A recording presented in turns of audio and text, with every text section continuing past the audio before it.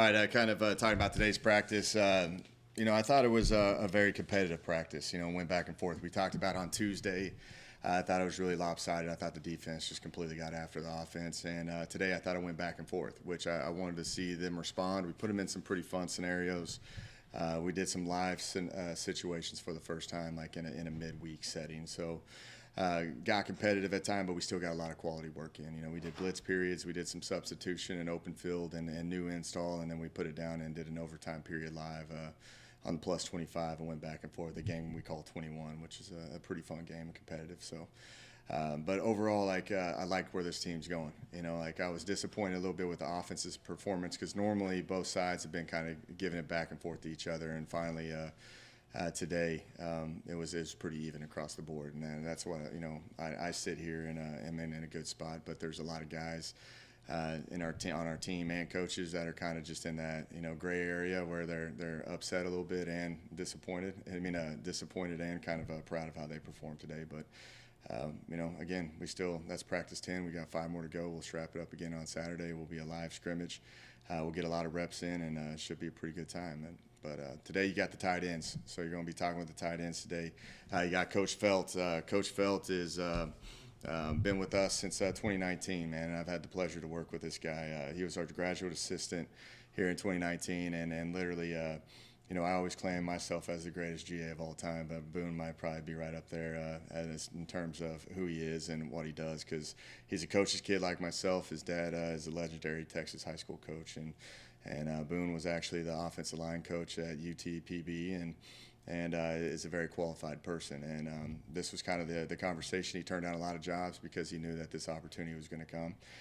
Right now he's with our tight ends, and how we talk about how we train our tight ends in O-line. They all kind of work hand in hand together. So, but Boone he's a tight ends coach. He can coach O-line. He's coached O-line before. Very lucky to have him, and he works extremely hard at recruiting. Diving into his players, not afraid to give opinions. You can tell he's been born to be a coach his entire life. So. You guys will enjoy talking with Boone today. But we got 3 tight ends. You got Tyler Huff today. Huff, what a unique story. Being a guy that served his time in the Navy and has kind of gone through some adversity and ACL tears and broken hands, and he's out there healthy, and we've added a dynamic of targeting the tight ends a little bit more, and Huff seems to be the one that always ends up getting the catches right now, which I always laugh at because he's notorious for a first down signal after every single catch that he has right now. So, but he's a great leader. Everybody loves him. He's so locked in on everything he does. He's bought into everything that he does, that we do, and just glad he's here, man. He just brings some maturity and a leadership and a side to this game that is much needed. And you also got Micah Hiltz, who Micah has been here with us since 2019 as well. Got to come in with the first group. He's got a unique story too. He's been through a lot of injuries and ups and downs. And thing is, he's a great leader for us. He's a guy that is a vocal guy that people respect. He's put on a ton of weight since he's been here. Takes a lot of pride in it. Puts a lot of focus into this game because he truly loves playing this game. And walking in, he's a little bit disappointed in his performance today, but I bet you it's a lot better than what I think and what he thinks once you start watching the tape, because he's a competitor. He wants to be great, and we focus on the little things, and he does an extremely great job for us. And then our last one is Jackson Lanham, who has also been here for a long time. He was a guy that was kind of counted out when he first got here, and he's worked himself into a role that plays a significant amount of snaps. And he's tough. He enjoys the game. These tight ends, they do the dirty work, man. They got to be able to do the finesse stuff and go out there and run and catch balls, but at the same time, they got to be put on like rush defensive ends, and they got to win those one-on-one battles. So it's a very rare position, and these guys are all capable of playing it at a high level. And so today is the emphasis on the tight end, so you'll enjoy talking to those guys today. So, questions?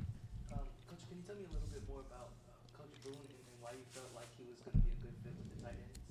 Yeah, when we work, our O-line, our tight ends, our O-line GAs, everybody's together. Like there's times, like the tight ends have to be able to do pass game and have to do run game. And I've always got a guy that is going to be the next up and coming offensive line coach to be there, and like just exactly what Coach Hamilton did, and he got promoted into O-line. Like, that's how we kind of train these guys. And I know Boone can coach O-line. I know he can coach tight ends, and I just wanted him to be a part of this staff. I couldn't afford to lose him because he had a lot of respect for this team. I think the team would have been pretty disappointed if Boone took another job. So I was holding on to my life right there to keep him here. And but again, he's a coach's kid. He's been around this game his whole life. He's already been an offensive line coach at a college level, and he came here. A lot of people, when they are a position coach at another school and become a graduate assistant, the roles change a little bit. And he embraced it. He was just here. He knows his role and where he was at, and I just appreciated how he did his approach to his team. And he's got a lasting impact on these kids, and he's ready to coach it all. And he's a film junkie. He'll watch all sorts of tape, man, and bring in some cool ideas too. So he's got a really, really bright career ahead of him. Yeah. Can you also tell me a little bit about kind of how you're using the tight ends differently, maybe over the course of your time here so far? Yeah, it's like we finally got a group of tight ends, a lot of them that you can stretch the field a little bit more vertically with them. We never really got to get to that point. It was a lot of check downs, a lot of protection type stuff. And Micah was the one that could do that. And over the years, like if Micah would come down with an injury, then you wasted all that time, practicing. And we finally got the depth that is needed where we can actually get quality reps at this. So it's a fine line of how you practice with tight ends, because they've got to get the edge of the run blocking, and they also got to be able to understand spatial awareness and getting open, because a lot of those tight end routes are read routes where you got to find leverage and spacing and then use your big body and get open. So that's something that I think the best offenses in the game have. If you look at the NFL, you got Gronkowski and you got Jimmy Graham and you got all those just big time tight ends, because they're so rare, and that's why they're the most unique position on the field. Go ahead. What do you recall about the COVID year of 2020? Micah tore his pectoral, I think in fall camp, wasn't able to go, and then I think COVID knocked out the entire room the first week of the season, so you're playing Jake Lynch. I forgot about that. So what do you recall about that experience a couple of years ago? Yeah, like we didn't have much depth at that time. We knocked out the whole tight end room, and we had to move Jake Lynch over from defensive end to start the SMU game. Yeah, it's what a unique time we've been in. I think we've all learned and grown from those experiences, and that's pretty difficult on these guys when you get knocked out due to COVID and then have injuries. Like, there's a lot of dark moments for these guys, because you put a lot of time and invest a lot of time into this game, to have it taken away for some, just kind of odd reason or just unfortunate circumstance. And, like when that went through, I think that room kind of grew together a little bit more, and understood just, how a lot of this stuff isn't guaranteed, and make the most of the opportunity that you have in the current moment. And I think that's what these guys have done. I really love the room. Like, I think they have a pretty unique bond. They're pretty funny. But they're kind of the blue collar guys, like they got to put the dirty work in, and they're not afraid to do it. And when you go through those issues and all that stuff where you miss, where you have to sit out games just due to COVID or injuries, they lean on each other a lot, because it's already a physically demanding game for those guys. So you got to be the best to lean on your room, and I think we got a pretty close tight end room right now. Who are some of the better tight ends that you have coached over the course of your time in college football, between your time and the SEC, the Big 12? You mentioned some of the guys in the NFL, but how about the ones that you've coached? Yeah, I'm saying my tight end, Trayvon Wesco at West Virginia, starts for the New York Jets, and we had a tight end, Giovanni Haskins, who was very good at West Virginia as well, who ended up transferring out to Rutgers to get back closer to home.